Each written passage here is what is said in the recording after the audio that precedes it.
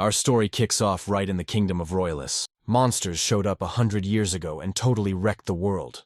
But they actually ended up getting rid of my asthma too. Only a saint can fix this cursed land and keep the monsters at bay, because their prayers from inside the barrier are the only thing keeping everyone alive. Right in the middle of the city, this bard starts singing a wild song about the time when the gods ghosted the world for 80 whole years because there was no saint.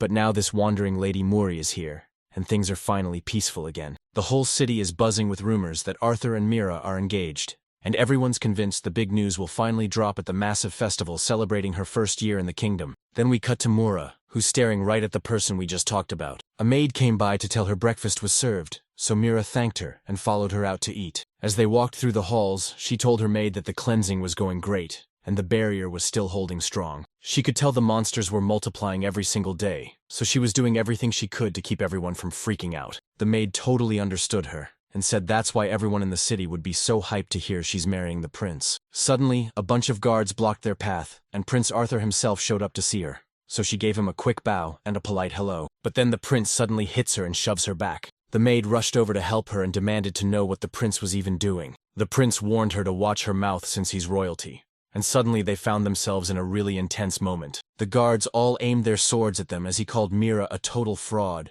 shouting that he'd get the high priest himself to prove she wasn't a real saint. Turns out, everyone finally figured out her powers were nothing but a total lie. The maid tried to snap him back to reality, reminding him that everyone, even him, had literally seen her powers with their own eyes. But he wasn't even worried, and only just remembered it right now. They found the real saint born right here in this country. And it turns out Mura was just a total fraud pretending to be her the whole time. He'd finally had enough of her games, and decided it was time to kick her out of the school for good. Mira straight up asked if the king ordered this, and the prince just went dead silent. He explained that his dad was being dragged away, so he had to step up and rule the whole territory himself. The king himself straight up told her she should be grateful he spared her and didn't kick her out of the country. Mira didn't say a word. She just gave a quick nod and followed the maid out. Once it got dark, a massive crowd from the city swarmed right under her house. Word got out to everyone that Holy Mira had actually snatched the powers of the kingdom's real saint, Mariel. She got caught faking being a saint, so they're kicking her out of the country for good. Turns out the high priest was actually Mira's secret partner in crime. They stripped him of his rank and threw him in jail on the spot.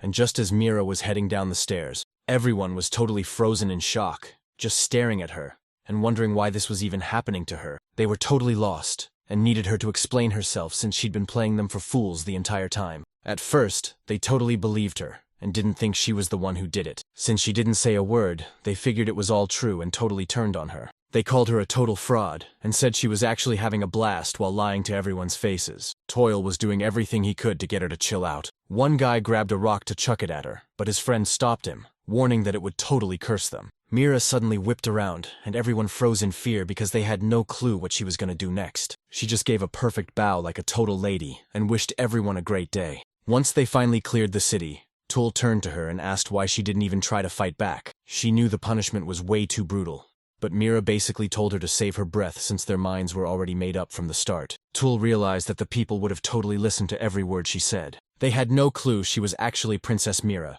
the third princess of the kingdom of Attis. The flashback shows she straight up asked her about it face to face. Mira told her family she was ditching her life as a princess to travel the world as a wandering saint.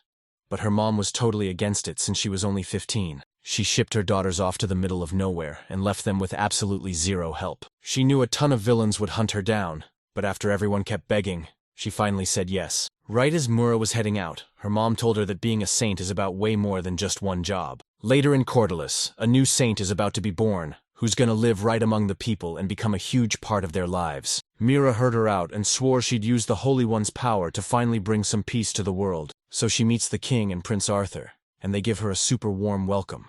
But right then, he starts showing who he really is.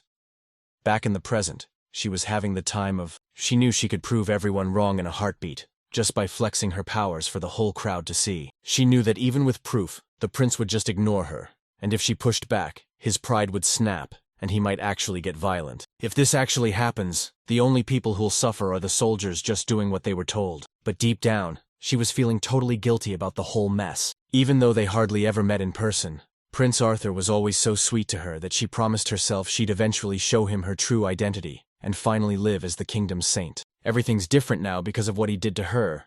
So they're ditching this place and heading back to her home, Ada. And just like that, a brand new saint and a waiter are finally born into this world. She ditched the barrier because it was actually holding her back from using her real power. And since they didn't even need her there anymore, she used her magic to drop the barrier around the city.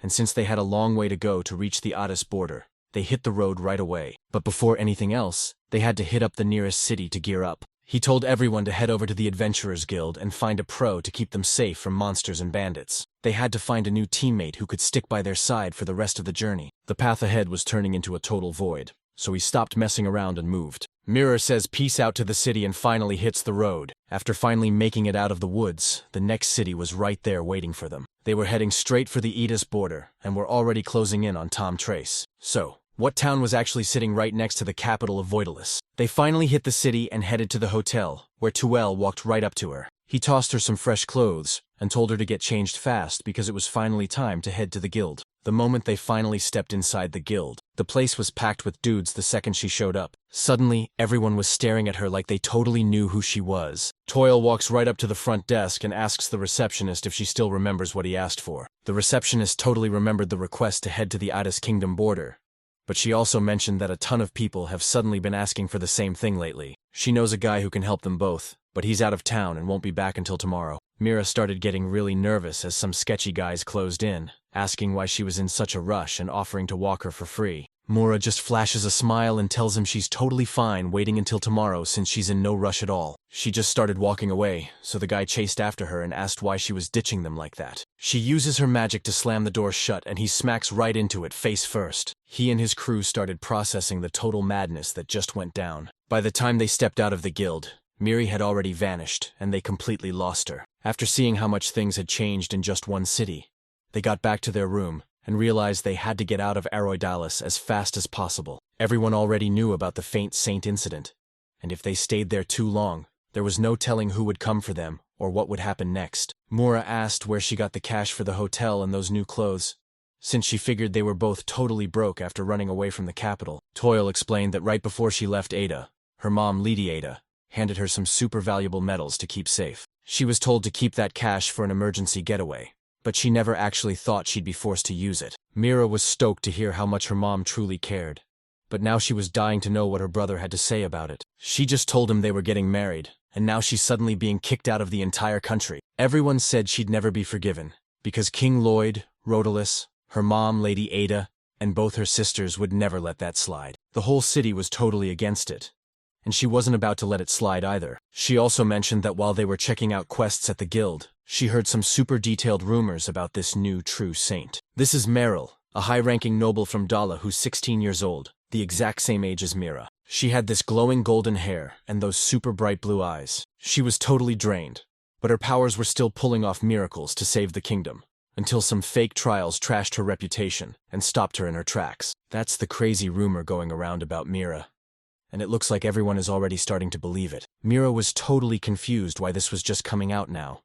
and she told them that Mary L was supposed to be the orphan of the Count's brother. 10 years ago, monsters raided the Count's mansion, killing his brother and making his kid vanish into thin air. Next, the Graf tracked down his late brother's kid at a shelter, and that's exactly when her powers finally started to kick in. Myror realized that 10 years ago was the exact same time the southern kingdom of Leadeye was totally wiped out. Maybe they had it all set up for a massive payday, but then everything suddenly went sideways. Everyone warned her the heir was pretty much powerless, and the kingdom was already waiting for a backstab, so she turned to Mura and said she doesn't have to carry the whole country on her back anymore. Mira just flashed a smile and agreed, leaving the rest of the work to her brother so they could catch some Z's before their massive journey. Later that night, Mira's eyes suddenly snap open. She figured that inside her barrier, the other Centessi wouldn't be able to use their powers for real. This even included her own mom and sisters, her actual flesh and blood. She still couldn't tell if she was just a total rookie, or if they just didn't click at all. She looked out the window and felt like she'd been dropped into a totally different world in just one day.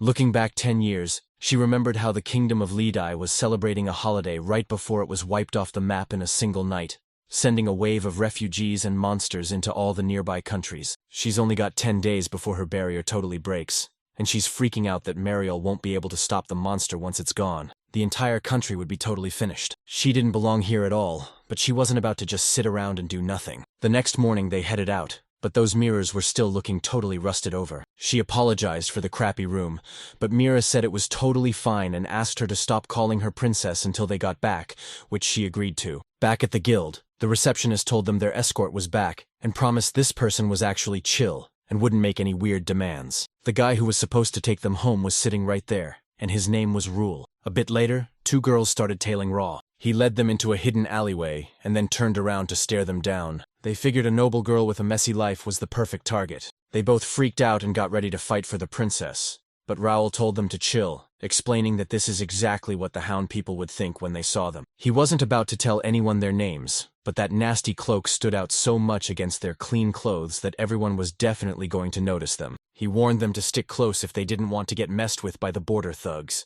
and then they kept moving forward. Then he led them to the state shop, the main spot where adventurers grab their gear before heading out on a journey. Since the leak was finally fixed, it was the perfect chance for them to go wild and buy every single thing they wanted. Raoul buys Mira a cloak with cat ears, and even though she thinks it's way too childish, she actually loves it, because Raoul says it looks great on her. He asked Chuyil if she was trying to look like she was swimming with a sword, and she just told him it was all part of her act. Mira was staring in the mirror, totally hating the cat hood and trying to fix her hair, until Raoul told her to keep it up because her silver hair would be way too easy to spot. She realized he was totally right and that she'd never even thought about it.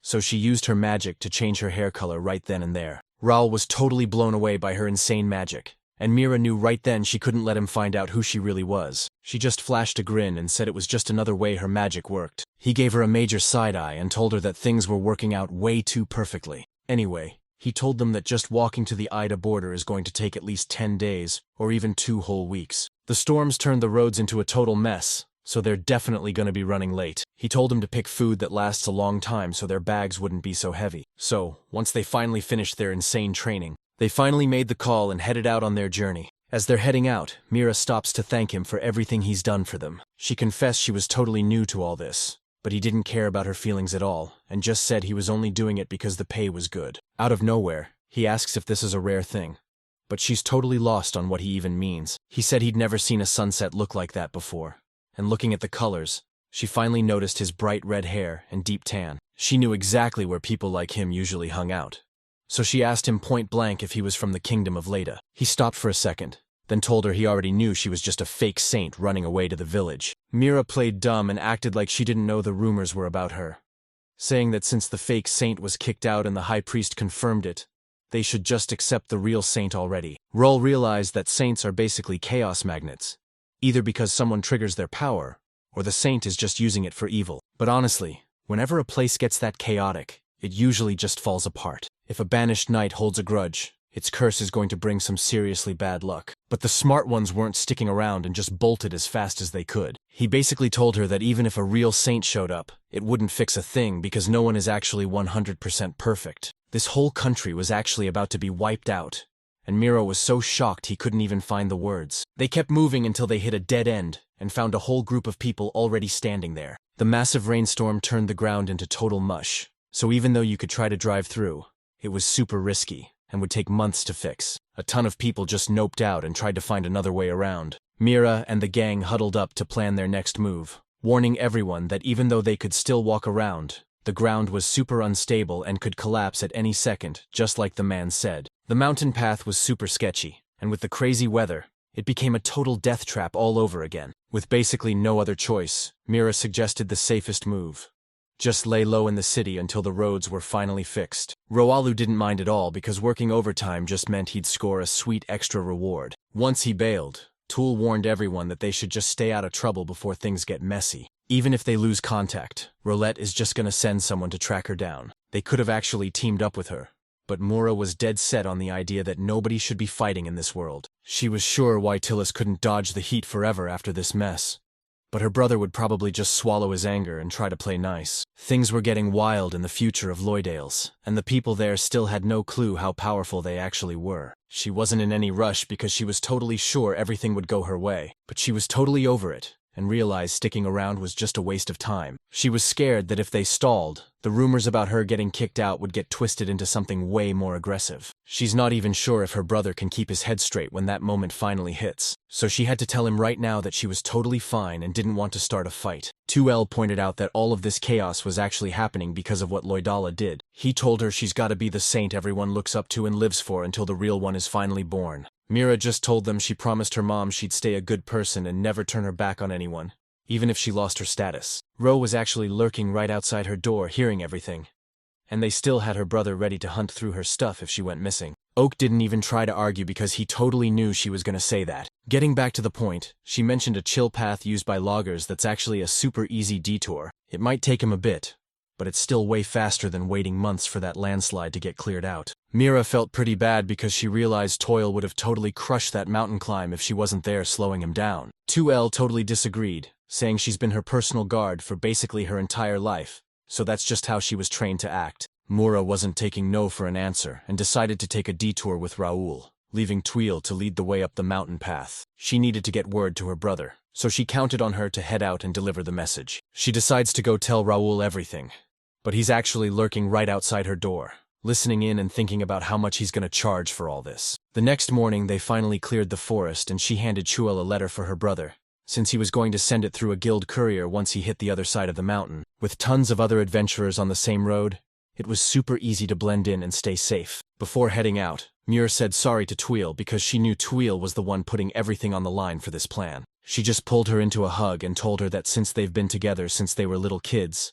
she's never left her side, and she isn't starting now. She finally got exactly what she wanted and just dipped. Raoul calls out to Tamira, asking why she's so down to trust him and wander through this forest all by herself. She just smiled and told him he really is a kind guy, leaving him totally speechless. Right then, he finally realized she was way more than just some ordinary girl. As they pushed through the trees, they finally caught sight of the lumberjack's cabin. This was the exact spot where people finally carved a path through the wild mountains and thick forests. The road ahead was going to be brutal, so he asked her if she was actually down for the ride. She looked totally wiped out and was stumbling all over the place. She just wanted to make their trip through Hillary a whole lot easier. It was super obvious she had never been to a place like this before. Her legs were screaming and her lungs felt like they were about to explode. Raoul broke down all the different paths they could take, explaining that if they paced themselves, they'd be camping out twice over the next 3 days. They could either risk the long, scary path or just head back to the city to restock their gear. The choice was all hers,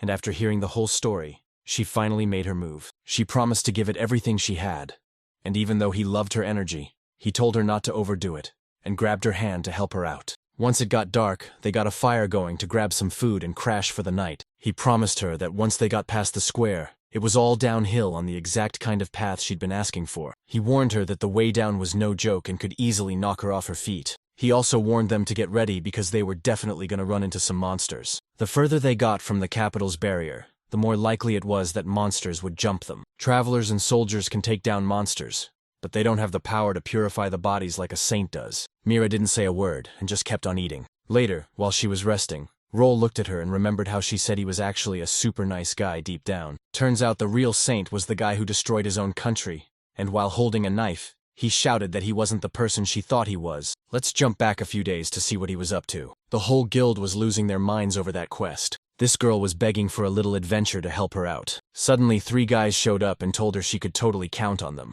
They spilled every secret about themselves and the bride, explaining how they always just take what they want. They're totally on the hook for every single thing that happens to their client. Meanwhile, Rule heads over to the front desk to see if there's a fresh mission waiting for him. She was so hyped to see him because she had the perfect mission that only he could pull off. The mission was all about guarding a group of travelers as they headed straight for the border of the Kingdom of Edi. He asked her straight up why she said he was the only one who could pull it off. She said the guild is supposed to treat their clients right, but they're basically always short on help. This girl wasn't just some random clueless walk-in.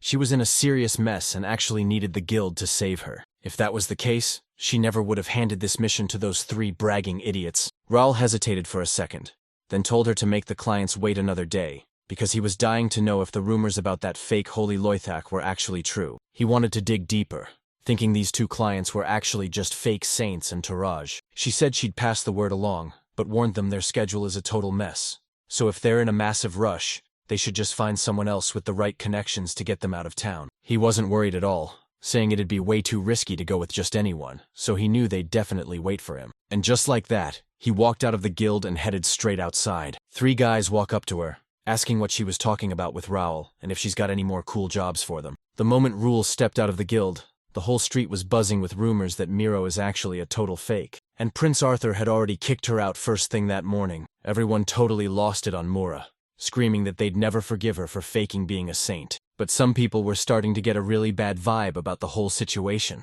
Everyone was talking about the rumor, but nobody had a clue where it actually started. They weren't stopping there, and everyone went all in to support the prince and the real saint, Mary. As Roll walked past, he noticed the crowd wasn't mad but totally terrified, because that fake saint can copy any power he wants.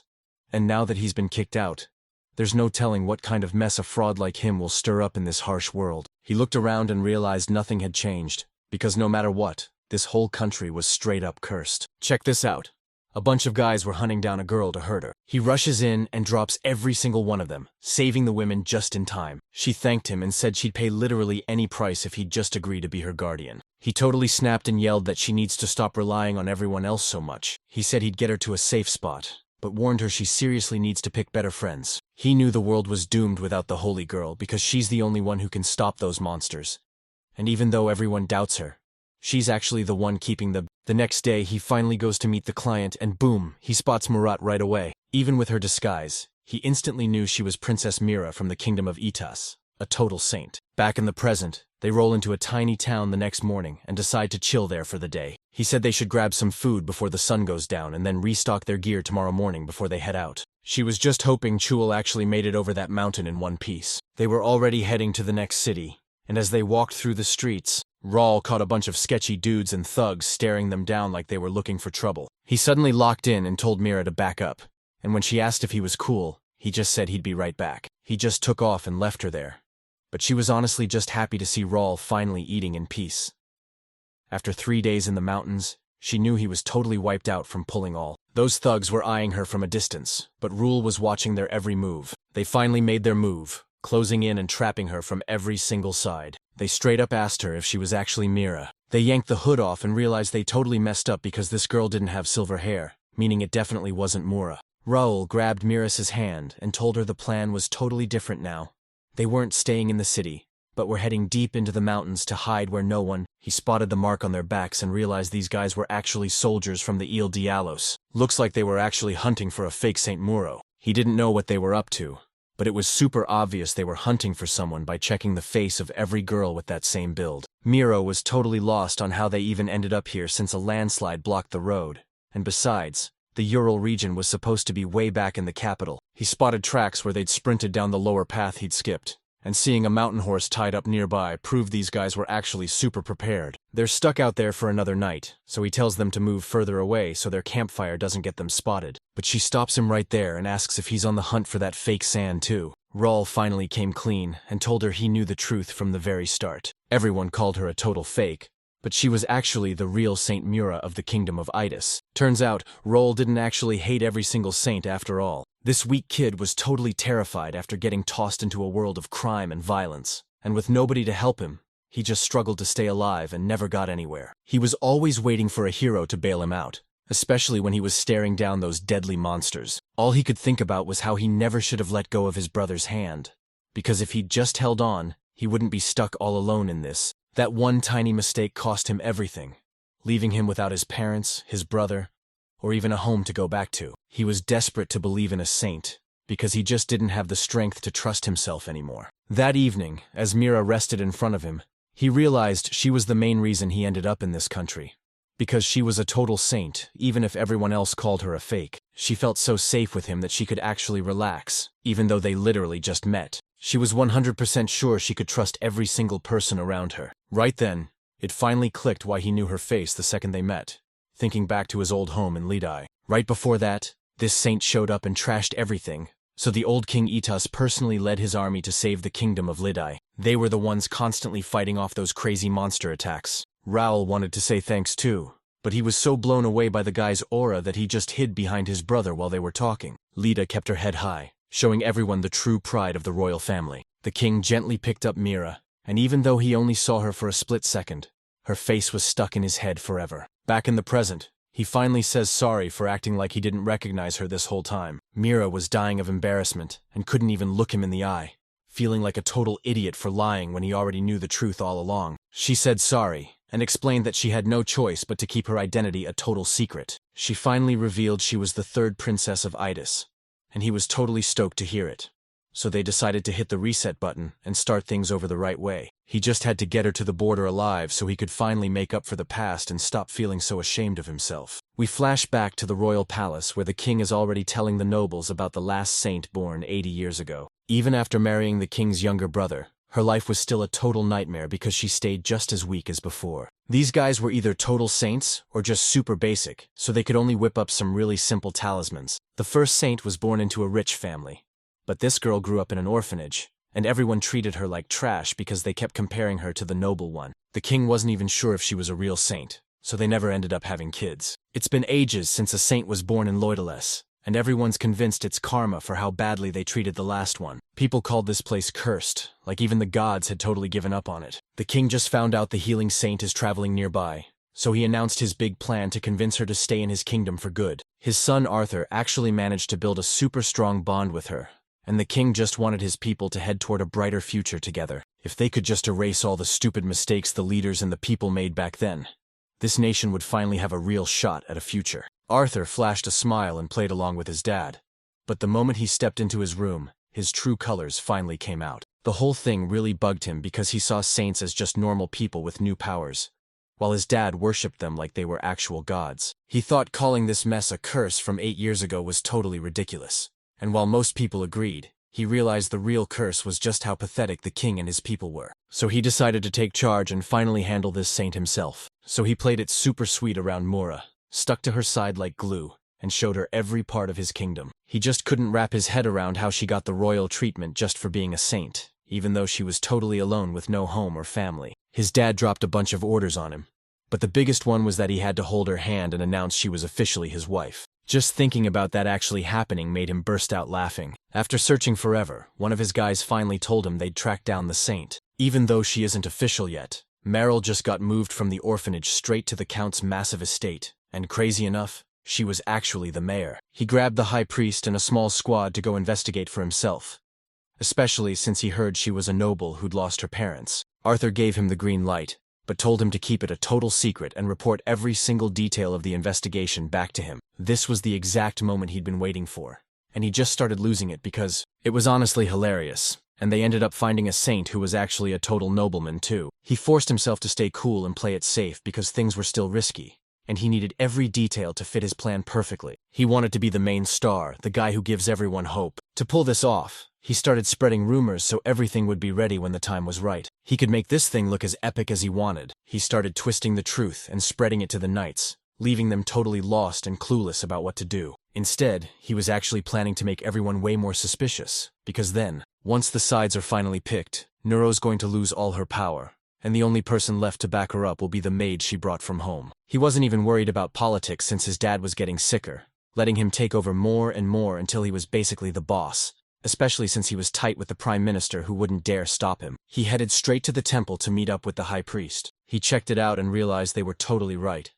The first saint in 80 years was finally here, and he hoped she'd bring a massive blessing to the whole country. Arthur was super hyped to hear that, and since it was actually happening, he forced the head priest to tell everyone that Miro is a total fraud and a criminal who tricked the whole country by stealing that identity. The high priest was totally shook and swore he wasn't lying, but he straight up refused to help them out. He told his guards to grab the high priest, and they jumped into action right away. The priest demanded to know if they even realized how reckless they were being, especially since King Loydalis himself was the one who put him in charge. Arthur just smirked and told him that since he's doing the king's job now, his words are officially the king's command. As the guards hauled the high priest away, Arthur told his people not to worry, because he'd already found a new leader, even if they were just a low-ranking member. She came from a totally perfect noble family, making her the only one fit to carry the high priest's name. He didn't want anyone to see the high priest get totally humiliated, so he made sure that even if the guy screamed his head off, nobody would hear a thing. Once his plan finally crashed and he went silent,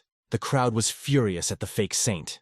But they felt so bad for Arthur and Marielle that everyone teamed up to serve the king of a brand. He was ready to wipe out anyone standing in his way, And obviously, Mira and Germaid were first on his hit list. He was super greedy and wanted to keep every single thing all for himself. 3 days after Mira was kicked out of the country, a group of intruders suddenly burst into Mariel's room, even though she was surrounded by servants. They fit him just like a pair of sleeves.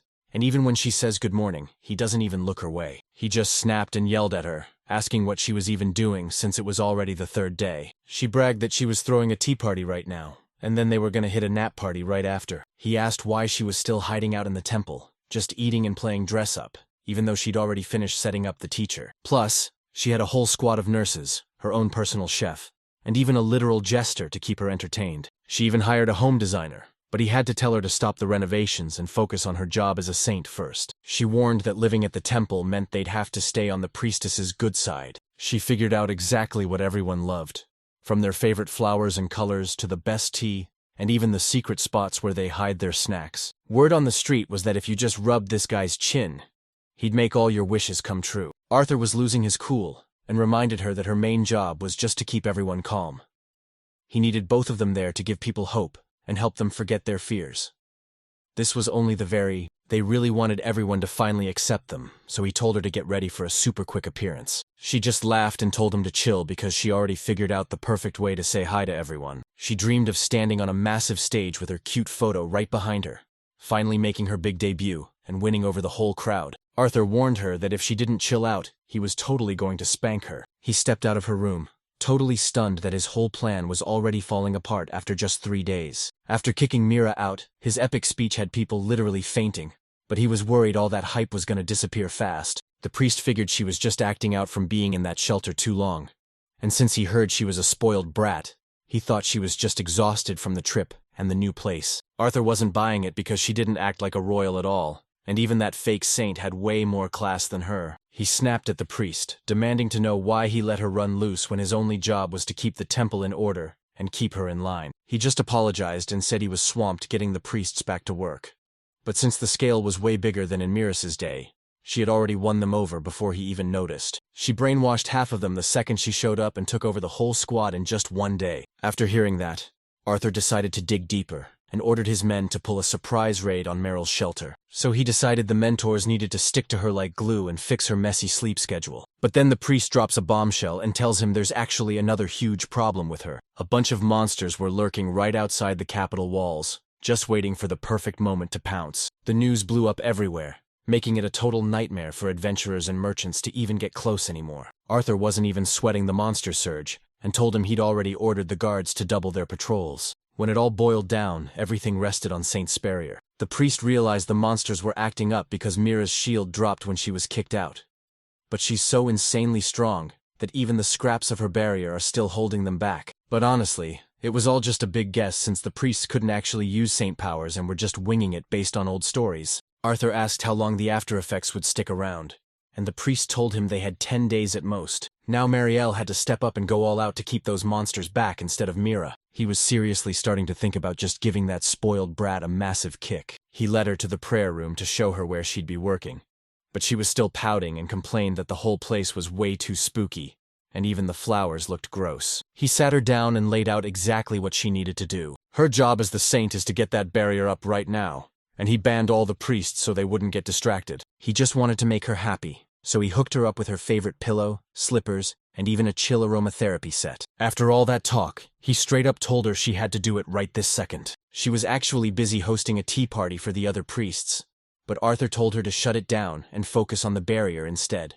She tried to say the priests needed her voice to stay calm. She finally agreed to put up the barrier, and he watched her every move, super curious to see how she'd pull it off. She gave a nervous smile and asked how to wrap the whole city in a barrier from right where they stood, leaving both of them totally clueless. Arthur totally freaked out when his butler told him that King Adest himself had actually shown up to see him. He was just chilling in the VIP room, and Arthur was like, "Wait, why did you even let him into the castle without asking me first?" The servant explained that the kings of Roila and Itas had a deal where they could just drop by whenever they wanted, no questions asked. Arthur was totally shocked because he'd never heard of a deal like this before. Meryl walks right up to him and hits him with a big good morning. She heard that even the king from that wild country Itas actually showed up to see them too. She figured he knew everything about the saints since there were so many of them, and she was totally hyped to learn some secret power-ups from him. She was dying to hear the full story too. Arthur was getting super annoyed because she was acting so chill even though she couldn't do a single thing. He was actually super impressed by her drive to learn,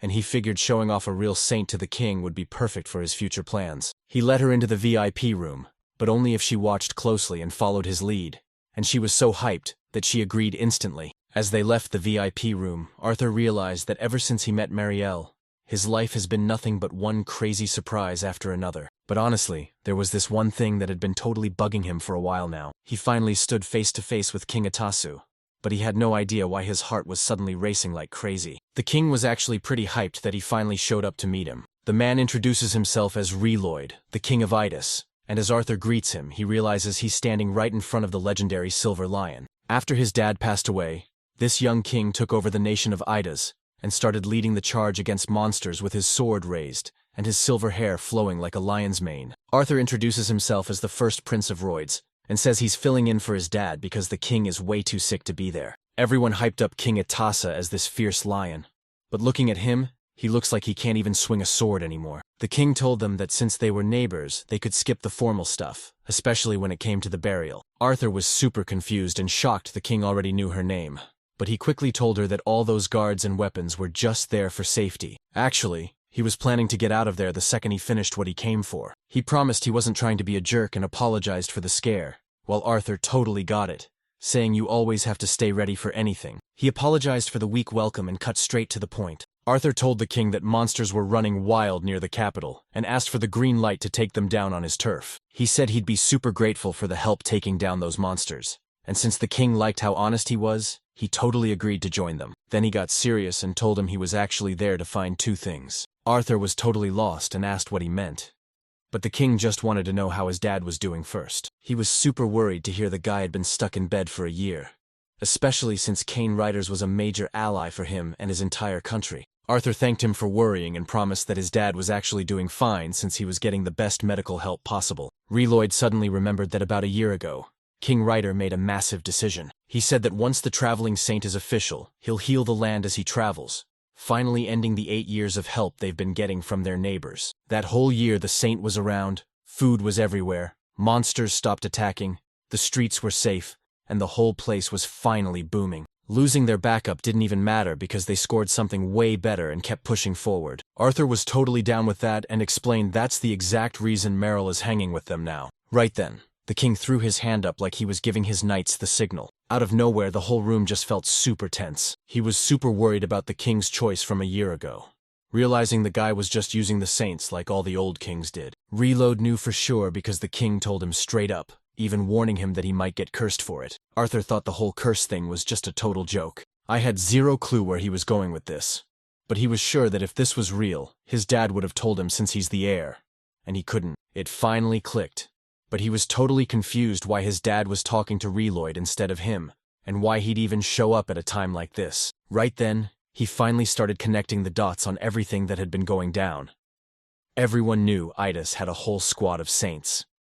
It was all about this secret deal between King Voidus. It all clicked when he remembered that Saint from a year ago had gray hair just like King Reload, and now he finally knew exactly what was going on. He was sweating buckets from pure fear while desperately trying to keep his cool. He kept telling himself it was impossible, and that she was just some random saint passing through. They were just a random nobody who had absolutely nothing to do with the plot. King Roulette just smirked and told him his gut feeling was totally right. This proved he was totally right, and since Marielle had no clue what was actually happening, she thought the king was giving him props and started bragging about how amazing the prince was. He always put the whole kingdom first, no matter what. He really looked out for his people and was always there to help, so the whole kingdom was super happy with him in charge. Arthur is actually pretty thrown off too, since he told her to stay quiet and just follow him, so he has no idea what she's gonna say next. She did the exact thing he was trying to stop and started exposing how that fake saint actually pulled off his plan. He was totally floored, and the king was so curious that he asked her who this fake saint really was, even though everyone tried to shut her up right then and there. She kept going and told him that the fake saint was a total fraud who even messed with her gray hair. She was just a thief and a total puppet, and Arthur was the one who finally exposed her. That fake saint totally drained Meryl, leaving her completely weak. She totally backstabbed Arthur and every single person in the entire country. To finish her off, she called Mira a cruel sinner and a total fraud who was just faking being a saint. Arthur was still trying to get her to zip it, but he was way too late, and the whole room suddenly went ice cold. I looked over at the king, but he just gave them a freezing glare and asked her why she'd suddenly gone quiet. Mariel froze up completely, and now all the knights were staring right at them. Arthur was totally freaked out and grabbed his neck, terrified his head was about to be sliced right off. King Reload called him in and demanded to know exactly what this fake saint looked like. He looked down and told them her hair was actually gray. The king then asked if she looked like some evil lady trying to lure Arthur and the others into a trap. He was shaking in total terror and tried to take it all back. But the king didn't care about his excuses one bit. But in the end, he did his duty as king and personally ordered her to be kicked out. I finally spilled the truth.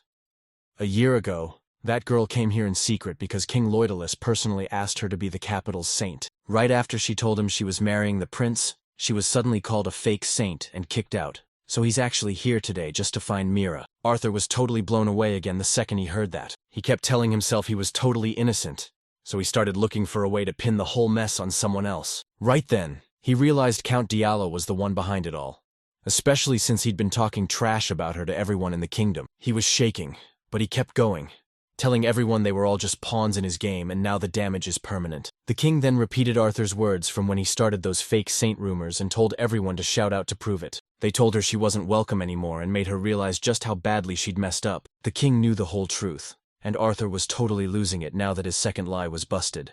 While Reload actually praised him because his loyal followers remembered every single word he said. Nobody was coming to save him, and the king's death stare was so terrifying that the guy actually peed his pants. The king didn't even flinch, just saying his dad made a massive mistake. Reload didn't want to be a jerk and point out flaws, but because of his dad's kindness, he just had to tell him one thing. He straight up told Arthur that he just wasn't built for any of this. The second he walked past him, he just collapsed to his knees like all his energy had been sucked right out of him. He was absolutely terrified, and Mariel was still totally frozen. But before the king left, he reminded her that she was a holy being, born in a land where she had no family left. So, the power to survive that deadly fog won't even show up until the next generation is born. She was totally powerless. So he headed outside and ran into Arthur's butler and a priest. Ryloy told him they'd talk details later, and the butler asked if he was already leaving. They gave him a massive welcome, but then the king suddenly spun around and said they told him to hit the road since there was 0 point in him sticking around anymore. Every day it was more obvious that the mirror barrier was about to vanish, and once it breaks, a massive wave of monsters is gonna flood the capital like a broken dam. The soldiers fighting them are gonna get totally worn out, and everyone will start wondering why Mariel is still holding back her power when things are getting this intense. She still hadn't shown up, and no matter how much she prayed, there was just no way to fix this mess. Everything she spent the last year building was about to come crashing down right in front of her. The nearby kingdoms saw the monsters too, but they weren't lifting a finger to help the capital without getting paid. Just when the world hits rock bottom and everyone loses hope, King Roulette is gonna show up again, and probably demand total peace in return. He'd call himself the Hand of Salvation, acting like he wasn't the one who just wrecked the whole country. All that fear and rage is about to blow up right in Prince Arthur's face. He knew the truth, and just thinking about it was driving him crazy and making him feel totally off. He's seriously regretting everything now, because if he'd known who she actually was, he never would have gone this far. But now the tables have totally turned. He was totally freaked out because a voice in his head told him he was stuck. If he told the truth, everyone would hate him.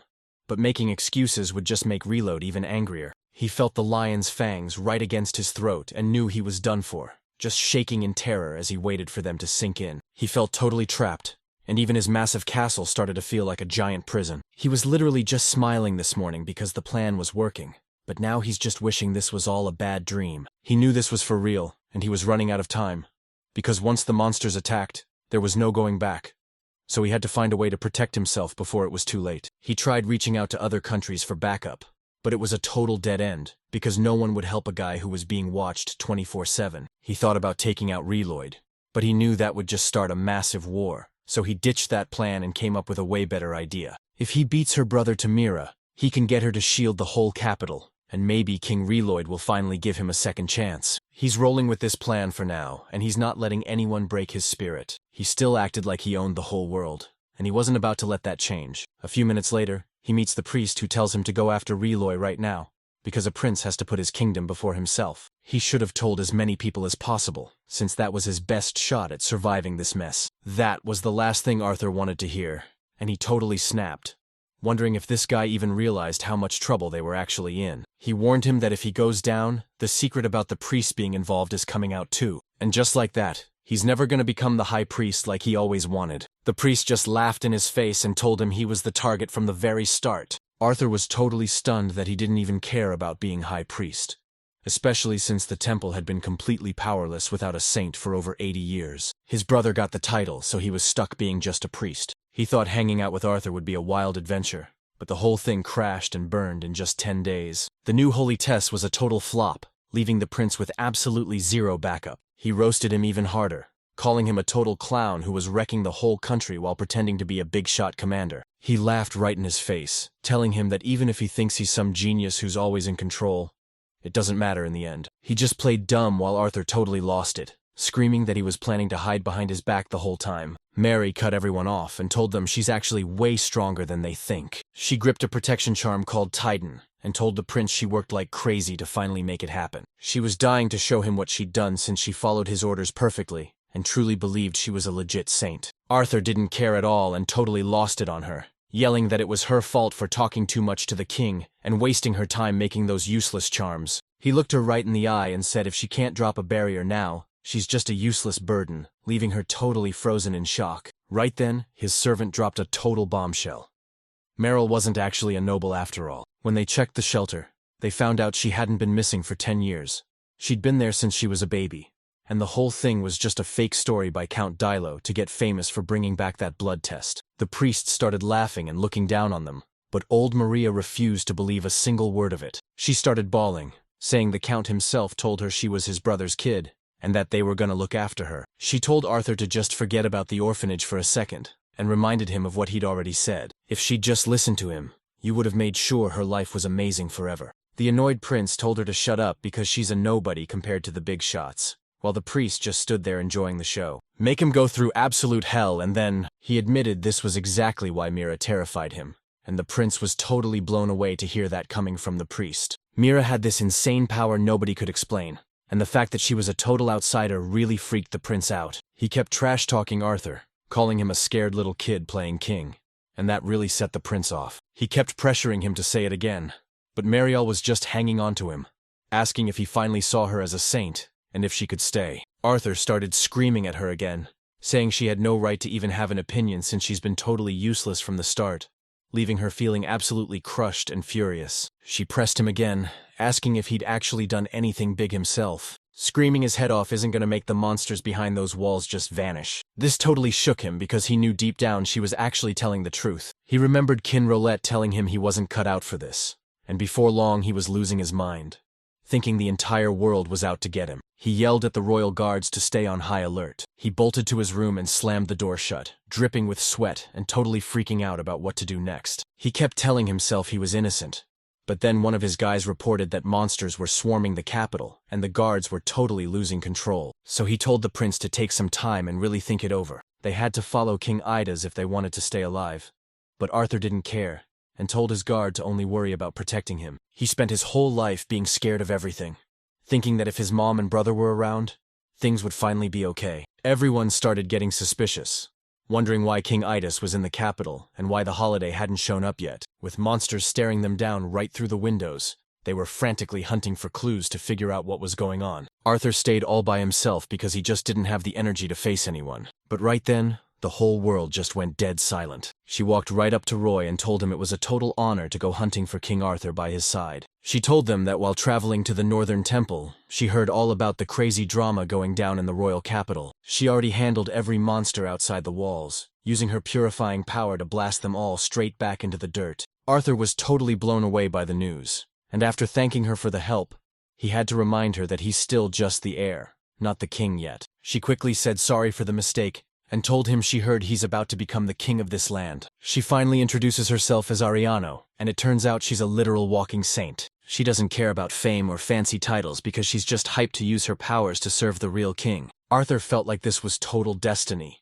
and the moment she showed up, all that massive pressure finally left his shoulders as he asked if she was ready to stick by his side and use her insane. She flashed a super creepy grin and promised to do whatever he said. But he was totally clueless about what was really going on. She stared him down like a snake before she straight up devoured him. We finally cut back to Mura, who who's busy grabbing some safe, non-poisonous fruit for them to snack on during the trip. But honestly, most of them were straight up toxic. Raoul gave her a pro tip to always harvest from the titmouse, and she thanked him for showing her how to actually survive in the wild. Right then, she noticed the scent of her barrier was starting to fade away. Since things were like that, you told them they better get a move on. But the night is catching up to them fast, and she just keeps pushing ahead. They finally hit the city to restock their gear, and that's when she spotted it right in the middle of the market. Store shelves were wiped clean as everyone panicked, and the whole city turned into a total mess because monsters were closing in, and those holy Medinas were actually just a big scam. She also really loved this pond in the city, a rare chill spot that tons of other traders relied on too. She whipped out the map, and after they stocked up and got some rest, they decided to hit the mountain trail to reach the border. Ro figured that since those crazy hunters didn't know where they were hiding,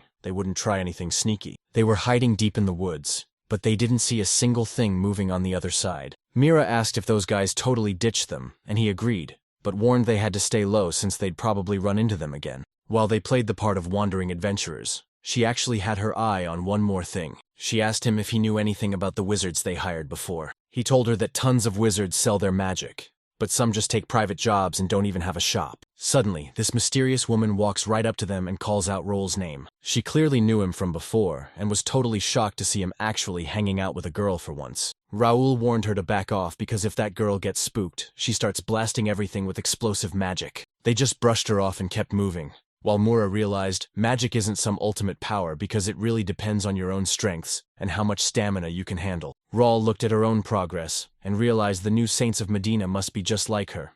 Insanely strong, but definitely not invincible. Plus, Dorilo's soldiers were a huge problem because they could recognize Mura's face, and nobody really knew if she was strong enough to survive a massive fight against a whole crowd of people and monsters. He was sticking to his word, so he stepped up to keep her safe and get her all the way to the border. As they walked past, the people of Diaril were actually still tailing them, watching their every move from the shadows. That night, they headed to the inn to crash, but before they hit their rooms, Mura grabbed his hand and dragged him straight to the tavern. She wished him a good night, which actually caught him a little off guard. She collapsed onto the bed, realizing it had been 5 whole days since she last slept in a real one. She couldn't figure out why those guys were hunting her, but she bet it had something to do with the weird things going down in the capital. She still felt super guilty for keeping Roll in the dark for so long. She really saw how much he was looking out for her after they found out those guys were hunting them in the last town. Suddenly, a shadow shows up at her door and sets the doorknob on fire just a few seconds later. Everyone's yelling that someone started a fire by the rooms, so Roll sprints over to check, but the door is totally scorched shut and the place is empty. Everyone else was totally locked out,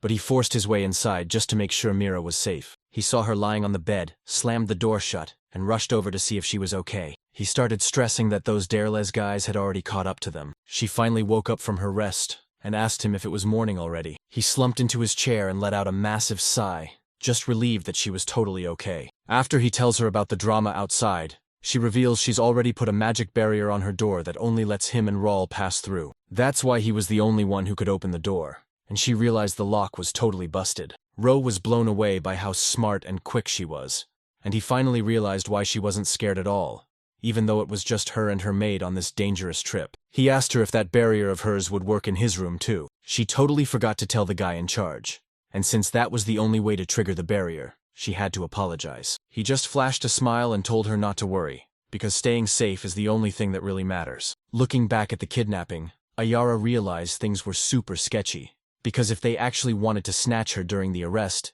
they would have gone way harder instead of just acting totally half-baked. Maybe it was just a random robbery instead of the Deros, but honestly, there's no way it's that simple. He realized the guy after her had definitely broken into her room, so he told her to pack her bags because they were ditching the city right now. This confirmed everything.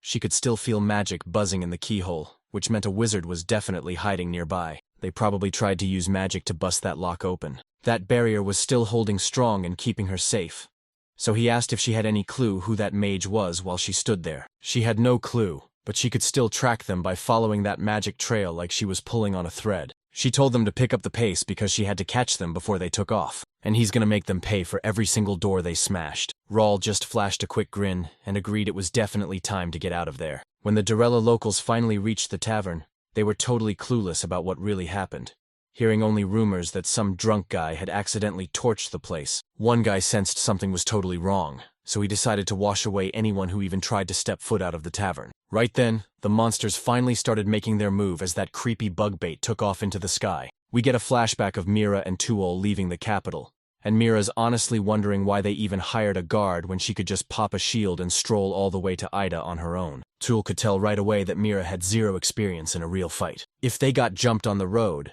they'd be toast before they could even react. And she even admitted she wasn't strong enough to handle how much those shifting barriers would totally wreck their bodies. Mura felt terrible about the mess, but Tule told her it wasn't on her.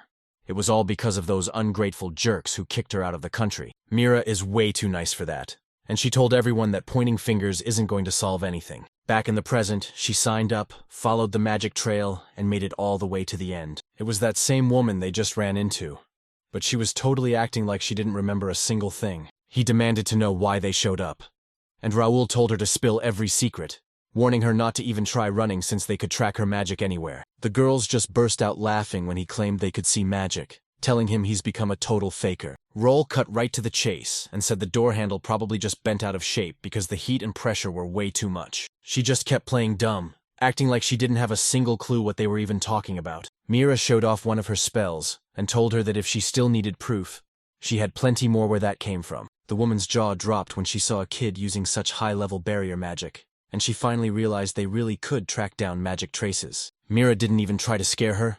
She just straight up asked why she was coming after her. She was totally fine with being hated, but she wanted the girl to keep that beef between them and stop scaring people or wrecking the place. She was totally speechless and claimed she didn't even know her own name, then turned around and blamed Raoul for the whole mess. He totally brushed her off when she tried to say hi, so she decided to mess with him a little bit. She also said some creepy soldiers were lurking nearby, and they were really ticking her off by staring her down and asking way too many questions. Raoul was totally hooked, and she promised that if things got crazy, they'd show up in a heartbeat because she just wanted to see the chaos she'd caused. She just wanted to mess around and make some noise. But since the castle was wide open, she went way too far and ended up burning it to the ground. Ro started looking over his shoulder, checking every corner to make sure they weren't being followed. Mura told her to say sorry to the landlord and pay for the busted door, and she didn't even try to argue. She could see Raoul was way too on edge, and the second she mentioned Diarlo, they both started freaking out. She started connecting the dots and wondered if this was the girl everyone was talking about. But even if she was a fake saint, it didn't explain how she was using magic inside the barrier, so she just decided to ask her straight up. Now the whole world was starting to wonder if she was actually just a fake saint. She just shushed her and made her promise to keep it a total secret. She was totally caught off guard by his answer, and honestly, she thought it was just way too sweet. Just as they were heading out, she stopped them and warned them to skip the city and take the back roads behind her instead. She shared the rumors that Diarlo's soldiers are hunting the fake saint because the real one, Meryl, has been bravely suffering in silence all because of her. They were desperate to save her from the nasty curse that the fake Saint Mura put on her. A tiny rumor exploded across the whole country, and now everyone is blaming Mura for every single accident and sickness out there. They wanted to expose her crimes to the prince and the real saint to fix the mess. And since the count already had the prince's permission to lock her up, their plan was totally legit. Mira was left totally speechless when the whole town started hunting her down like a criminal, just to get their hands on that sweet reward money. Raoul was totally shocked that she was dropping all these secrets without asking for a single thing in return. But right then, those relentless soldiers finally caught up and shouted at them to freeze. Before they could even react, Mira and the girls blasted them with magic and slammed them straight into the dirt. Raoul saw his chance, grabbed Mira, and they bolted out of there. She thanked the women and promised they'd meet again. But by the time the soldiers finally stood up, she had already vanished without a trace. She tells them they're way too late because the target they were hunting already got away. While that's happening, Rule and Mira decide to ditch the city and hop on the very first flight out. The mountains turned into a total death trap with those lightning-fast horses on the loose. And back in the city, you couldn't trust a single soul. They were coming up on some fields and villages, but he knew the soldiers would catch them on the main road, so he ducked onto this side path to throw them off. Suddenly, soldiers on horseback charged in, yelling to aim for their limbs to take them alive, while Rule quickly whipped out his sword. They're standing tall and ready to protect the peace. He told her to wait for his signal, but Mira suddenly spotted something heading straight for them. This carriage zooms right in front of them and everyone just freezes in shock. Turns out this creepy bug monster had snuck in and was flying right over their heads. The soldiers were totally stunned and turned tail to run, and one horse panicked so much that its rider fell right out of the saddle. Mura asks if this was all part of his big plan, but the truth is, he's just as shocked as everyone else. The monster was circling around like it was hunting for something, but they never got the chance to find out what. Rao snatched the soldier's horse and hauled Mura out of there as fast as he could. They ran right into a massive crowd of people who were also sprinting away from the monsters. He figured the caravan had hired some guards, so the monster went straight for them. With a giant boss leading that many monsters, he knew every adventurer nearby would come running, but they still wouldn't make it in time. With the Dairo's soldiers finally backing off, he knew he had to book it to the border right now before the roads got swamped with refugees, and they lost their chance to sneak through. Mira tried to help the people running for their lives, but then she heard them screaming that this whole mess was actually her fault. She looked through that fake holy wall, completely stunned to realize she was the one who caused this entire disaster. But Ralph shouted back, telling her he was definitely going to be the one. There was no way he was backing down from his mission. He was meant to protect her, and even though he wasn't strong enough to save every single person, he didn't hesitate for a second to step up and keep her safe. This was the most important thing in the world to him, and he didn't care if it went against everything she believed in.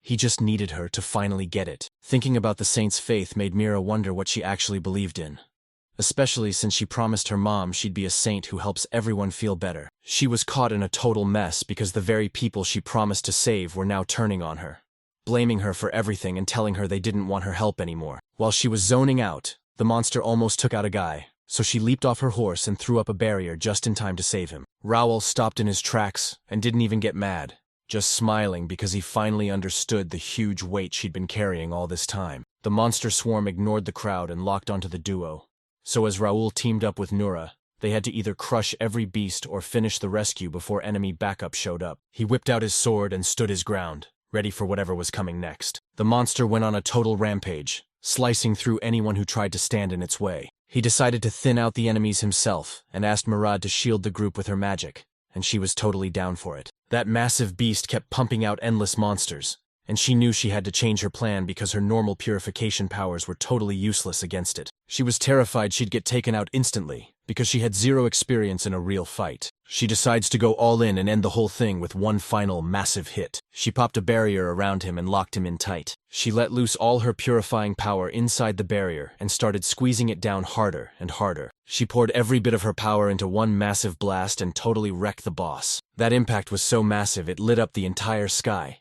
and you could see the flash from all the way in the city. When she collapsed from being totally drained, Rule caught her in his arms. Even he was blown away by how much power was still vibrating from her attack.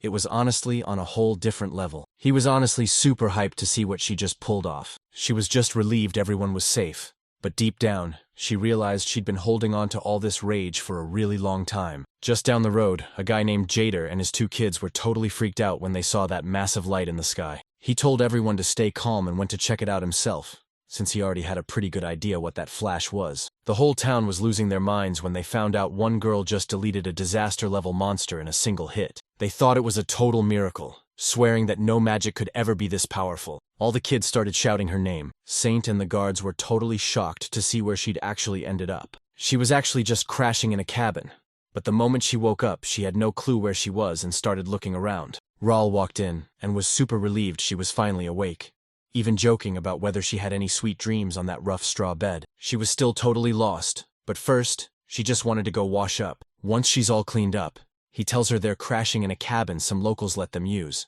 and that she's actually been out cold for 3 whole days. She said sorry for running off like that, but even though he tried to hold her back, she dragged him right into the fight. He promised her everything was totally fine and asked if she was still hurting anywhere. She says she's feeling way better now and thinks she was just totally drained from using all that insane power. She's not tired at all anymore. Honestly, she's just getting way stronger. He told her that the people she saved grabbed everything they could and started heading straight for the city. He didn't see any major injuries, which was super weird since that monster's attack was absolutely massive. Mira was super stoked, but she still asked if there was any bad news. He saw it was actually real, but he totally lost all his gear along the way. He dropped it right when they were clashing with the Dioro's soldiers, and now it's totally lost in the madness. When she used that spell to blow up the monster, her bag got totally ripped apart in the explosion too. Now they're officially flat broke with absolutely zero cash left. Just as they were trying to figure out their next move, she suddenly heard voices coming from outside. Everyone was dying to meet the saint who saved their lives just to say thanks. He told her those guys had been asking for her for 3 whole days straight. Just as he was about to walk away and leave everyone to die,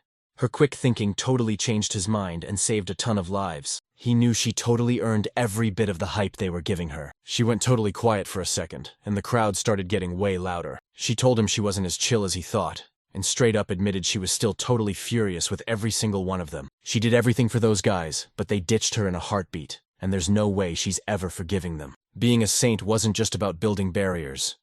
She had to face the 800 years of fear inside Roy Dallas to finally find true peace. She was a saint who lived only for her people, and they absolutely adored her for it. She almost never leaves her castle, so this was her very first mission as a saint. She had no clue how she'd pull it off, but she stood tall, ready to give back to everyone cheering her on. She's got her pride on the line, and she's not backing down for anyone. All those feelings she'd been building up for a whole year. She was living her absolute best life until the prince ruined everything by calling her a fake saint. She was totally shaking, but she pulled it together and started firing back. She just took every single thing they threw at her and didn't even flinch. She didn't want to cause a scene if they were just kicking her out, so she stayed quiet and took all the blame, even trying to convince herself that they weren't the bad guys. Eventually, she started wondering what the point of the whole year even was, since everyone believed the prince and kept talking trash about her. Even after they totally forgot all the favors she did, she kept telling herself she shouldn't be mad at them. Things just got way more messy for her.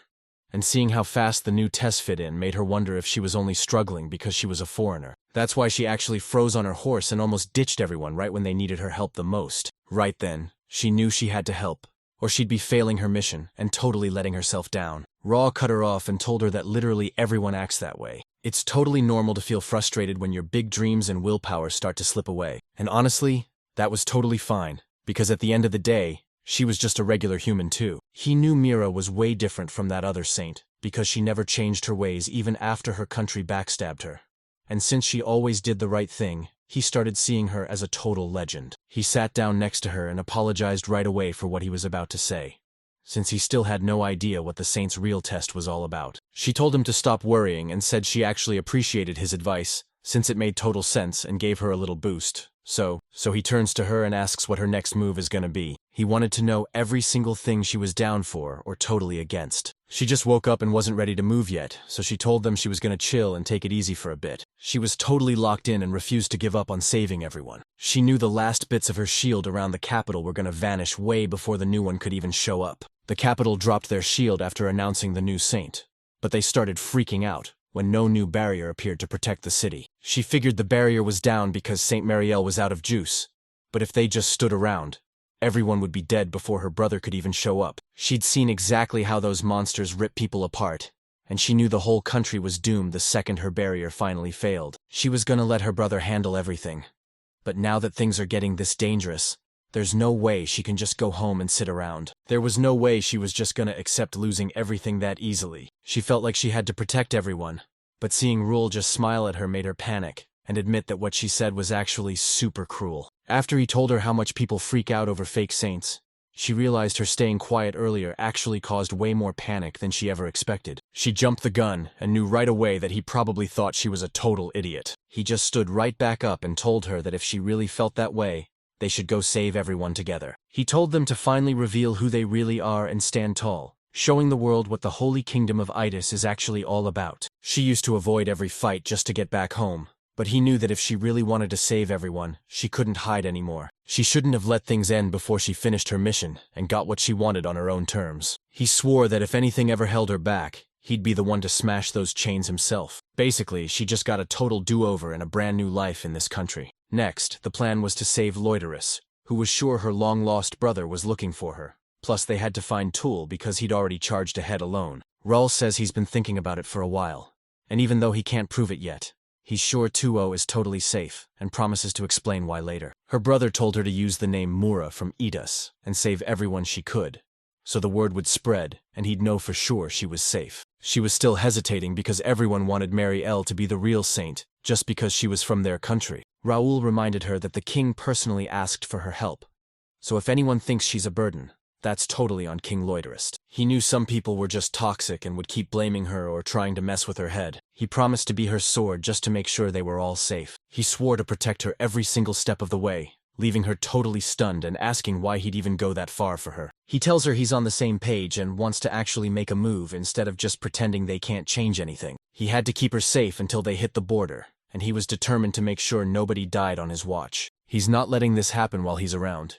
and he told her it's totally fine to trust her brother that much. She'd still feel that same way, even if she ended up hating the choice she thought was right. Just like she had total faith in her brother, Raoul knew exactly who she really was deep down. She went totally silent to think, and after a few minutes, the crowd outside figured Saint Tess was just napping and decided to head home. Right then, the door swings open and she finally steps out, locking eyes with Raoul as he just gives her a big smile. She finally showed off her real hair color and introduced herself with total swagger. She's actually Saint Tess Mora, the third princess of the Kingdom of Edis. A little while later, word got out to the whole country that Mira was finally back. The woman in black acted all friendly and told the street kids to keep spreading the rumor that Mira doesn't need any curses or tricks. She was a total pro at high-level barrier magic and could pop up a shield with just one finger. Some people still refused to trust her, and even after she saved them from monsters, they claimed it was all just a fake trick, and they weren't falling for it again. She just flashed a smile and said she was glad no one heard them,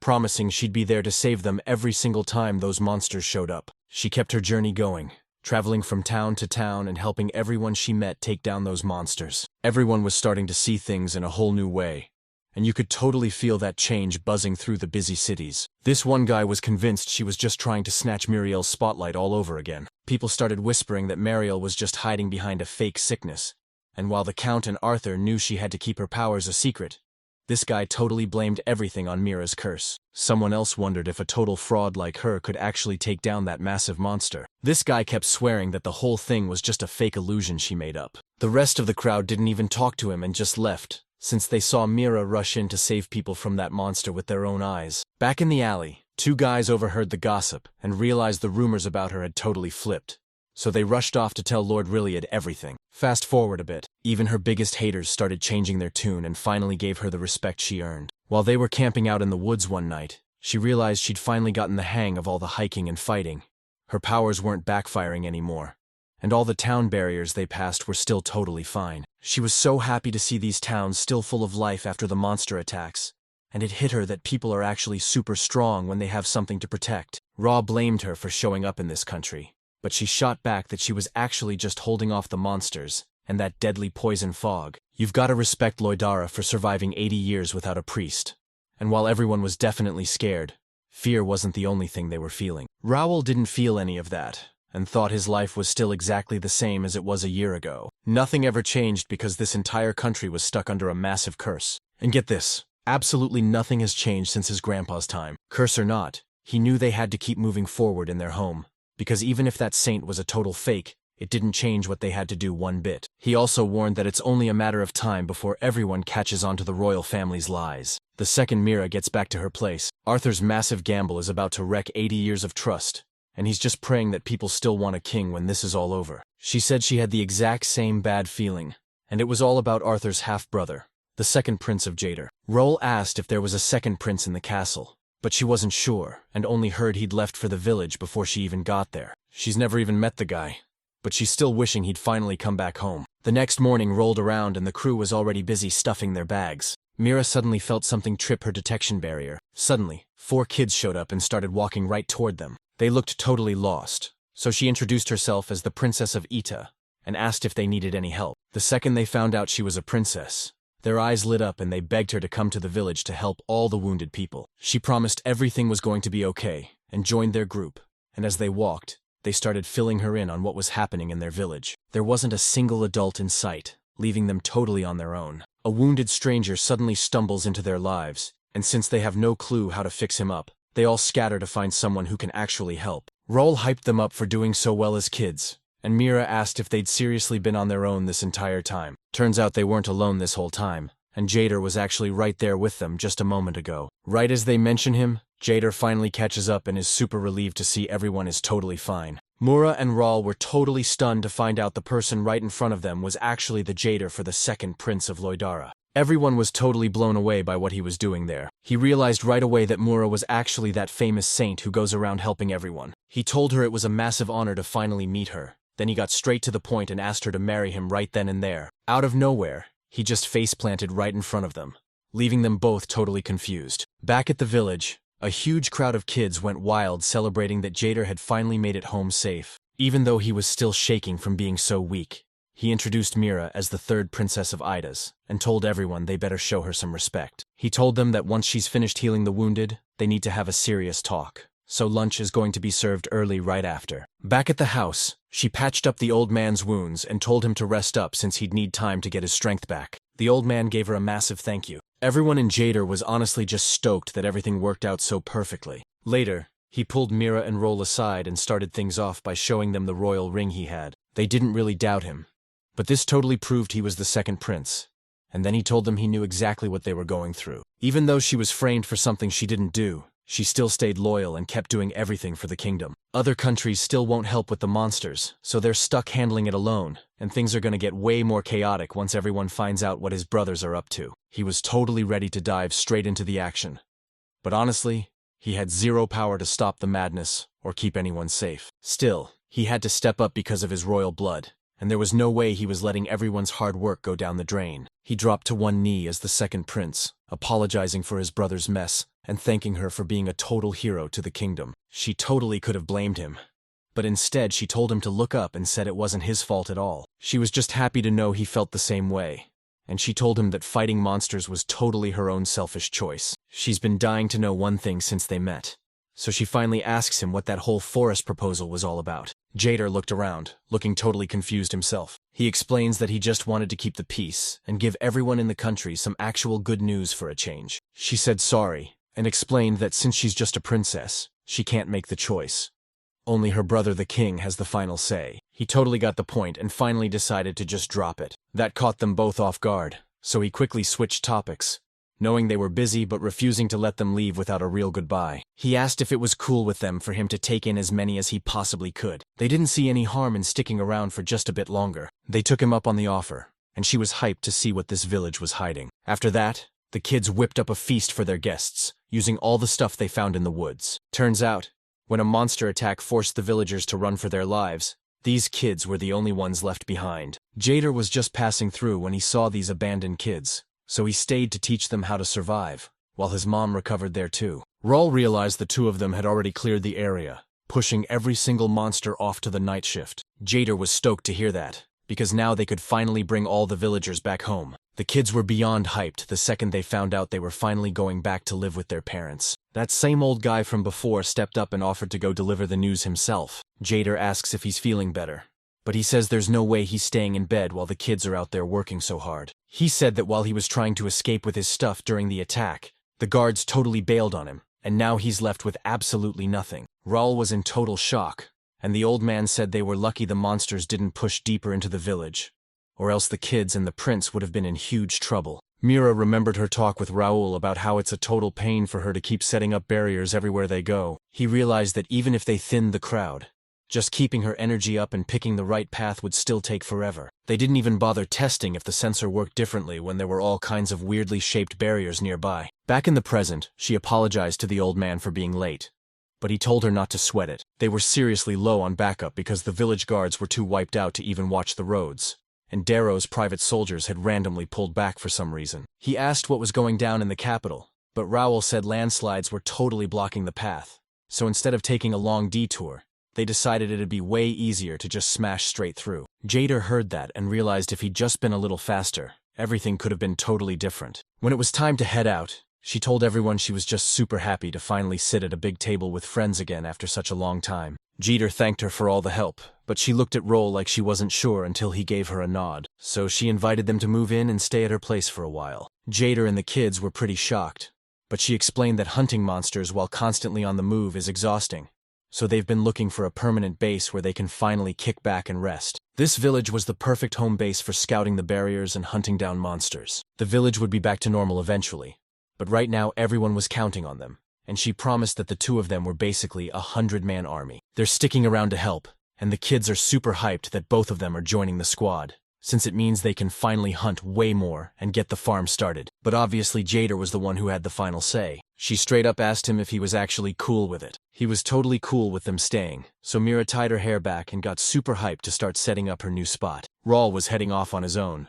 so when Jader asked where he was going, Roll told him he had to hit the forge to get his sword fixed. Jader suddenly called him Prince Roll, and he was totally caught off guard. He already knew that this chestnut brown hair was the ultimate sign of royalty. That ring he showed them earlier was his special symbol, and he asked for it back so they could talk for a second. They sat down together, and he immediately apologized for being so blunt, explaining he wasn't trying to stick his nose in his business. He told him to just forget he said anything if he was gonna quit, then revealed he was actually stuck under house arrest just for visiting his mom. He was stuck on house arrest but still had some freedom, and while his mom was totally safe, he was banned from the capital until his dad got sick, and they finally let him go. He instantly figured out his brother's plan because he'd already heard the rumors about Jader becoming the next king. He didn't even want the crown because he thought being too selfless would make him a bad king, and he didn't want to start a fight over a throne that belonged to the first prince by birthright anyway. Everything finally clicked for him, but it wasn't long before he realized that things were getting super weird in the kingdom. He told his guards to keep his mom safe and headed straight for the capital,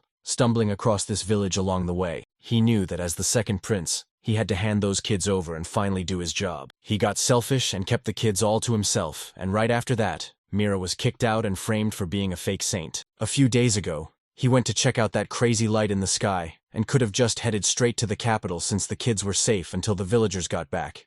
But he chose to turn around and go back for them anyway. He totally blew it, and once his dad fell, the whole kingdom crumbled, monsters swarmed the land, and Mira was left to fight all by himself. He'd been stalling for way too long, and now he felt like it was his fault, because if he'd just gotten back to the castle sooner, everything would be totally different. The whole country is going crazy, and even though he was supposed to head to the capital soon, he couldn't turn Miri down when she begged him to stay. Plus, he didn't want to be a drag on his friends anymore, so he just slipped away before things got messy again. But Ro just said he already knew something was totally off. It wasn't just about him and Nurai anymore. Even the kids probably knew exactly what was going down. Jader was totally stumped and had no idea what to do next. Raoul told him the coast was clear, but he felt so weird being there that his friends worried he was stressing himself out trying to act normal. Jader was completely blown away that they could read that stuff so easily. Raoul gets the guilt, but he reminds him the capital is totally locked down, and nobody knows what's going on. So even the second prince isn't safe until this mess is fixed. That request he and Mira made was actually just a way to give him a solid reason to stay right there. They knew if they tried to stop him, he'd just get even more stubborn.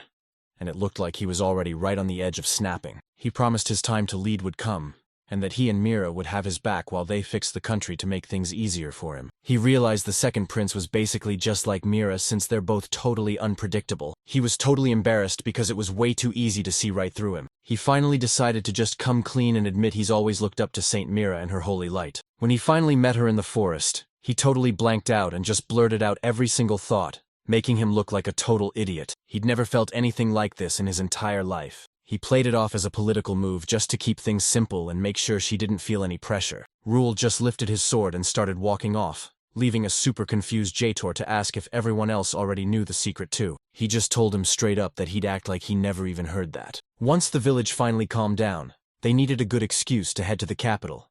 But Roll warned that their story about Prince Jator and Murat saving Arthur sounded way too suspicious, reminding her that their main goal was still just to escape. Davos was hanging out with her brother, King Reloid, and since she was dead set on heading to the capital, he decided to tag along. When they asked him for a story, he kept things way more basic. He showed her the secret Ro ring he'd been hiding, and she was totally floored to see the mark of the divine wolf on it. This means he's actually royalty from the family of light-eyed people. He said he was sorry for keeping the secret and told her they actually met way back when King Aida visited his hometown, Lai Dai. He barely even talked to them, but he remembers it all went down like 11 or 12 years ago. He was totally spying while his dad had a secret talk with the king. He claimed Miro was a legendary saint born for a massive mission.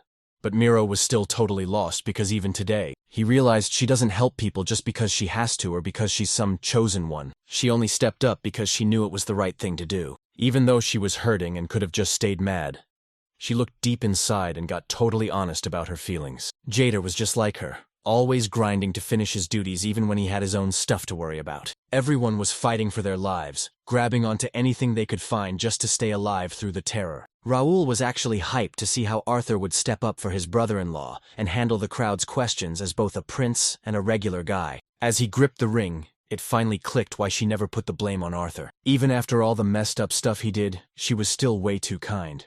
So he finally told her how his whole kingdom was wiped out for believing in the gods. This holiday is so wild it makes people turn on their friends in a heartbeat. His whole country was wiped off the map, and now he's totally convinced that nothing stays peaceful for long. After losing everything he believed in, he couldn't even trust himself anymore. So he was just barely scraping by as an adventurer. Even when he stepped up to help during the mission, he just ended up hating himself for it. It always got under his skin, and he seriously just wanted to smash it out of pure spite. But things weren't that easy, and he got so caught up in just trying to survive that he totally forgot about getting revenge. Then he finally met her, and from that moment on, she's been loving the saint life and just doing whatever her heart tells her. This totally flipped his whole perspective, because he used to think holy women were either total saints or straight-up villains. But then he saw her doing everything. Getting mad, laughing, prepping snacks, worrying, and even handing out water. She reminded him that having a mom this holy is actually totally normal. He talked things over with Yator and finally made his big choice. He made up his mind that the second he helps out, once she hits the border, he's gonna head back to Lide for a while. Monsters had basically taken over the whole country, but he was still determined to find a way to save his home. He spent way too long ignoring the world, but now he's finally stepping up to his duty as the last prince standing. Mura was stoked that he finally had a plan, but it wasn't the goal he was actually looking for. He even told her he was just super happy he got to meet her. She blushed and said she's the one who should be thanking him, but it's way too early for goodbyes, so let's just get back to it. She had no clue how to even get a hold of her brother, but he told her it was actually way easier than she thought. They stayed up talking all night, but deep down, she already knew exactly what was about to happen next. That's exactly why she was too scared to even say a word about it. Every story has to end eventually, and Raoul had already made his choice. Now, she just had to go handle. Then, something she never saw coming happened, and the next day, a huge crowd of injured people showed up. Jader was busy hauling the survivors to safety, while Mira went all out to heal them. But Raoul warned her that if she tried to save everyone at once, her barriers would definitely break. She was totally out of options, so she was going all out to save every single person she could. She kept replaying everything to figure out what went wrong, but once the scary truth hit her, she forced herself to shut it out and just stay focused. She rushes over to another hurt guy from the capital who recognizes her instantly, and he actually apologizes for not believing her back when they were on the same team. Then he dropped the news that the whole capital was totally wiped out. She's totally speechless as we flash back to the capital, where the prince orders his knights to rob the citizens because he thinks owning things makes people's hearts rot. Because all that treasure was super corrupt, they piled it up in one spot so the new Saint Eliano could finally purify it. To keep the corruption from spreading into the capital, he ordered the guards to lock the gates and let absolutely nobody in or out. A massive cult started following the new Saint Tessa, and Arthur dragged Diaro in to grill him for answers. He really thought he could just stab everyone in the back and get away with it scot-free. He stripped Diaro of every title he had and ordered the knights to throw him in a cell for being a traitor. He ordered Daros's private army to break up, and if they didn't listen, they'd be branded as traitors. Right then, a cart loaded with nasty bodies rolled through the streets as they started covering the entire castle wall with them. The stench from those bodies was so bad people were literally choking. But Eliano just walked up and reminded everyone that these monsters were nothing but pure rot. Hanging them was the only way to kill the corruption, and she was sure that scaring these monsters with death would make them run away from the capital forever. She started making up total nonsense, telling everyone that if my asthma is a visible poison, then being a bad person is a hidden poison that turns purity into a curse. Cleaning up the curse was just a temporary fix, because as long as those roots were still there, monsters and gross mist just kept spawning back in. This is the big reason why these monsters never actually left this continent. She claimed she was a legit saint with real powers, and told everyone they didn't need to be scared to speak the truth. But then everyone started venting about how the prince stole all their money and locked the whole country down. He warned that anyone who spoke up would be called a traitor. But some fools still believed Iliano and the prince were actually the good guys doing it for everyone. Before long, even the soldiers hauling away those monster corpses started getting really sick. Arthur didn't care about his people at all, believing that if he just followed Iliano, his followers would become special enough to survive the poison fog and finally be safe from Ida and the monsters. He felt like nothing could go wrong with Iliana by his side. But then he realized she had completely vanished. His scouts reported back that she'd completely vanished, and she wasn't in the castle or the temple. All her stuff was completely gone, like she'd never even been there in the first place. They've gone way too far now, and they need her to finish the cleansing once and for all. Arthur was losing his cool, so he ordered every soldier to get out there and use their own strength to start fixing the building's messy look right away. He made sure nobody found out the holiday was gone, But right at that moment, one of his men stepped up to him. Everyone in the city who saw it was left totally stunned. Word is she just strolled through the streets, said her goodbyes to everyone in the capital, and walked right out the front gates without looking back. Arthur was totally stunned and couldn't even wrap his head around what was going on. A massive crowd swarmed the castle and started screaming at the prince, calling him a total fake for they snatched all their cash and forced them to open up the outer walls. Every single saint that showed up was a total fraud. They were dying to get out of that trashy royal capital. And Arthur felt totally lost while everyone ranted about their families fighting over all the corruption. Some people were actually passing out because the dead monsters smelled so gross. They dragged the bodies over to the walls, and one guy decided to torch them all himself while everyone else called him the traitor. As the crowd started fighting, Arthur just stood there in total shock, wondering how things even got this bad. Suddenly, a massive explosion ripped through the royal capital right before his eyes. He started trying to convince himself that none of this was his fault. A dark shadow blurs through the streets, and it's actually a massive army of monsters charging straight for the crowd. They were just smashing through every single thing in their path. Everyone starts freaking out and slamming the castle doors shut, desperate to keep those monsters away. But right then, the knights slam the door shut. They bolt the door shut and just leave everyone else out there to die. Everyone started freaking out and shoving each other to survive, even though they knew it was pointless, while Arthur's butler just stood by the king's bed trying to ignore the screams for help from outside. Just like that, a massive swarm of monsters completely took over the whole capital city. Arthur snuck through a secret underground tunnel and slipped out of the capital without anyone noticing. When he looked back, the city was already a burning wreck, so he booked it through a secret tunnel from the old wars that was only meant for when the kingdom finally falls. He never actually thought he'd have to use this power. He couldn't wrap his head around why his life turned into such a total nightmare. Now he's got nowhere to. He stopped stressing out completely because the whole mess was finally over. He looked back to see the whole city covered in smoke. But since no monsters were chasing him, he knew that talisman he grabbed for Marielle was actually working. He didn't care at all and rushed toward Tom and Teresa, trying to reach them before the sun went down.